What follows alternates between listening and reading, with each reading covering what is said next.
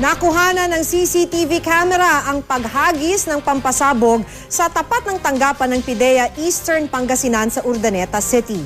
Walang nasaktan sa insidente, pero napinsalang opisina pati ang ilang bahay sa paligid.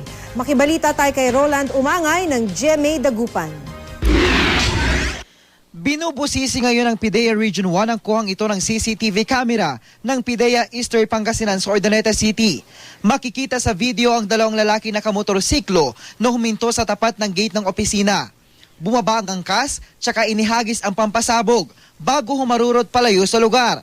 Ilang sandali pa, nawalan na ng koneksyon ng CCTV dahil sa lakas ng pagsabog na naganap noong Huwebes ng gabi. Bila na lang pong may narinig kami na lumagabog dyan sa tapat ng bintana, lumapag sa bubong. Tapos gumulong siya, pagbagsak sa lupa, pumutok na po. Bagyang napinsala sa pagsabog ang mga bahay sa paligid ng opisina. Wala namang nasugatang empleyado at residente. Hanggang ngayon, hindi pa natin ma-determine kung anong sumabog, kung anong explosive yung sumabog. Until such time na makuha natin yung result ng investigation. Pinag-aaralan din ng mga eksperto ang CCTV footage para makilala ang dalawang lalaking naghagis ng pampasabog. Inaalam din kung may kaugnayan ito sa mga operasyon ng PIDEA kontra sa iligal na droga.